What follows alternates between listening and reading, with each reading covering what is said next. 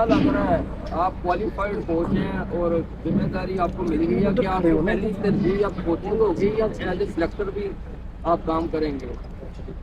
देखिए पहले आपको पता ही है जब सिलेक्शन कमेटी नई चेंज हुई तो एक रिस्पॉन्सिबिलिटी थी कि किस तरह से हम एक ऐसी टीम बिल्ड करें कि जो डिज़ायर रिजल्ट्स हैं वो आ सके।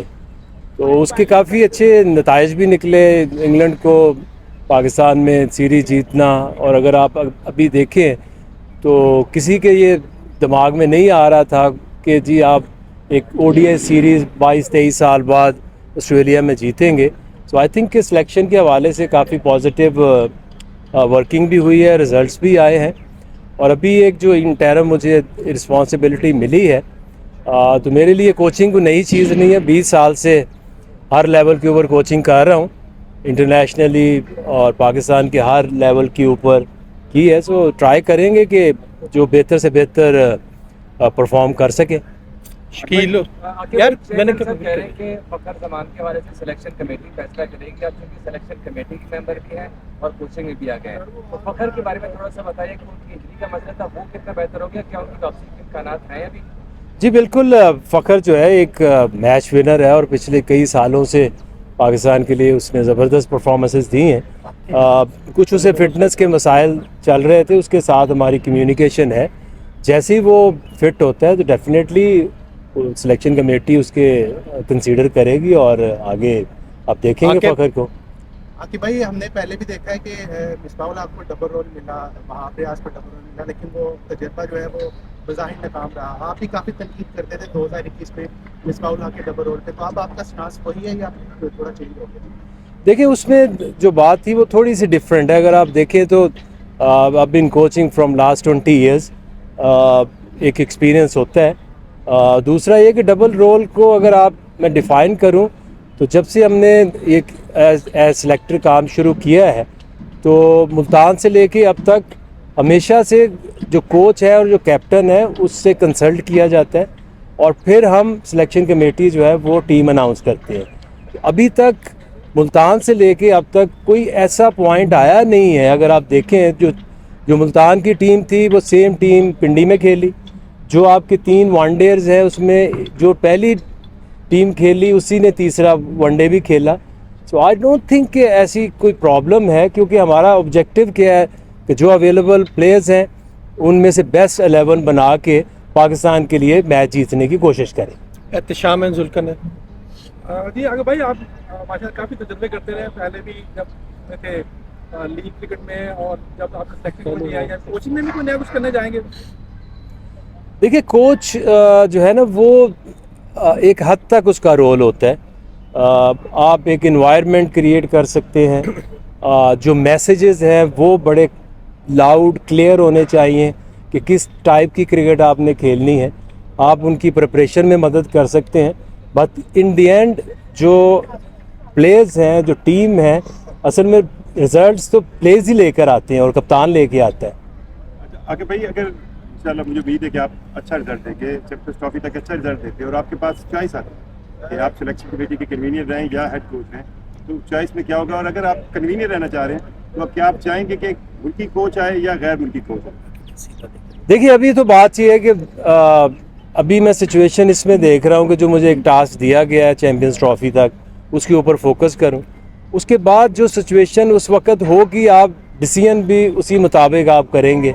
जहाँ तक मेरी कोचिंग है तो मैं तो पिछले 20 साल से कोचिंग कर रहा हूँ। कोचिंग इज़ अ पैशन और मेरा प्रोफेशन है। सो जैसे ही आगे अपॉर्चुनिटीज़ नज़र आएंगी उसके मुताबिक फ़ैसला होगा। सुहेल और वसीम। आखिर जो सिलेक्शन कमेटी है वो अब टीम मुंतखब करती थी, अब आप कोच हैं, कोच उस पर अपनी खास सेलेक्टर करते थे। अब आपकी राय सिलेक्टर की हैसियत से होगी या कोच की हैसियत से होगी? देखिए अभी अगर आप देखें तो असद शफीक ऑस्ट्रेलिया टूर पे थे और उनका काम ये था कि वो कप्तान और कैप्टन से कंसल्ट करें, उनकी ऑप्शन जो है वो उनसे पूछें, पिच की कंडीशन डिस्कस करें और फिर एक फ़ाइनल 11 ऑपोजिशन को सामने रखते हुए एक फ़ाइनल 11 जो है वो उसकी डिस्कशन सिलेक्शन कमेटी में आए और सिलेक्शन कमेटी एक उसके ऊपर डिसीजन ले। अभी भी ऐसा ही होगा।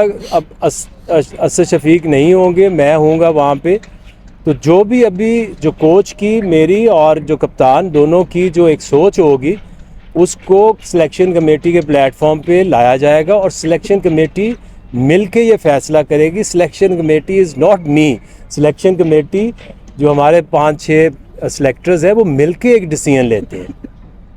वसीम, आगे बताइए कि आप कोच भी हैं, सिलेक्टर भी हैं। ऑस्ट्रेलिया में T20 जो खेले हमने कुछ परफॉर्म नहीं कर सके, हम अब संभालने जा रहे हैं T20 की टीम है, तो क्या देख रहे हैं कौन सा प्लेयर होगा जिस पर रिलाय कर सकेंगे कि वो हमें टीम की तरफ ले जाए?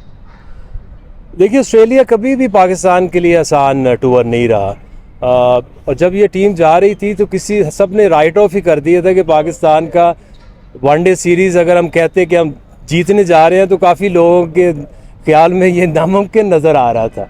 तो इन्हीं प्लेयर्स ने अंडर द न्यू कैप्टन उन्होंने कर दिखाया, जो कि 22 साल बाद बहुत बड़ी एक अचीवमेंट थी।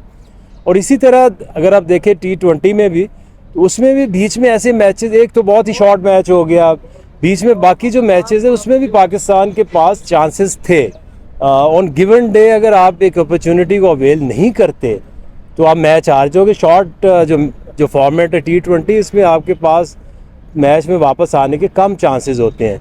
तो T20 को लेके देखिए, अभी आप मेरे से पूछे तो हमारा जो मेन फोकस है वो ODI है और चैम्पियंस ट्रॉफ़ी है। इसमें अगर आप देखें तो आपको एक तसलसल भी नज़र आएगा, एक टीम के अंदर जो कंपोजिशन है वो भी एक सेटल होती हुई नज़र आएगी। जहाँ तक T20 की बात है तो उसमें हमें पता है अभी 1 साल से ज़्यादा है T20 के अंदर, आपको काफ़ी चेंजेस नज़र आएंगी। जो पास में हम बातें करते थे कि जी नए प्लेयर्स को चांस मिलना चाहिए, हमारी कोशिश ये है कि जो भी प्लेयर टूर के ऊपर जाता है तो कम से कम ऐसी सिचुएशन में जहाँ पे आप सीरीज़ बिल्कुल हार गए हैं या सीरीज़ जीत गए हैं तो नए प्लेयर्स को मौका दिया जाए। इसी तरह जिम्बाब्वे में अगर आप देखें तो हमने जो दोनों टीमें सेलेक्ट की हैं उसमें जो आपके मेन प्लेयर्स हैं उनको रेस्ट भी कराया गया है और एक मैसेज भी दिया गया है कि नए प्लेयर्स को कि आपको अपॉर्चुनिटी मिल रही है, इससे फ़ायदा उठाएं, ताकि ऑप्शंस अगर आप खोलेंगे नहीं तो आपका जो पूल ऑफ प्लेयर्स और चॉइसेस ऑफ प्लेयर्स है वो कभी बढ़ेगी नहीं। यूसुफ भाई, उस्मान, आलमगीर। आके भाई, जब आप PCB से बाहर थे तो जब टीम आपकी तनकीद करते थे, अब बतौर सेलेक्टर आपके फैसले को लोग बातें करते हैं, तो कैसा लगता है? दूसरा ये कि साइम अयूब के हवाले से अक्सर तनकीद हुई कि उनको टीम का हिस्सा नहीं बनाया गया T20 का, और उसके साथ देखिए, तनकीद तो होती रहेगी और होनी भी चाहिए। और मेरा ये मानना है, जब मैं एज प्लेयर भी खेलता था तो जो कंट्रोल है वो एक प्लेयर के पास होता है कि उसकी गेम के ऊपर डिपेंड करता है कि उसकी लोग तारीफ़ करेंगे या उसको क्रिटिसाइज़ करेंगे। और इसी तरह एक टीम के ऊपर भी डिपेंड करता है, अगर अच्छी परफॉर्मेंस इंग्लैंड के ख़िलाफ़ अगर सीरीज़ जीते हैं तो आप सब ने तारीफ़ ही की है। अभी अगर ODI सीरीज़ जीते हैं तो फैंस ने, आप जो क्रिकेट के ऊपर बोलते हैं, लिखते हैं, सब ने तारीफ़ ही की है। तो आपकी जो क्रिटिसिज्म और आपकी जो तारीफ़ है, it's all depending on your performance. Team अच्छा करेगी, डेफिनेटली लोग तारीफ़ करेंगे, और नहीं अच्छा करेगी तो सबसे पहले तो मैं ही सामने आऊँगा कि जी ठीक है, आपकी तनकीद बनती है, हमें अच्छी परफॉर्मेंस देनी चाहिए।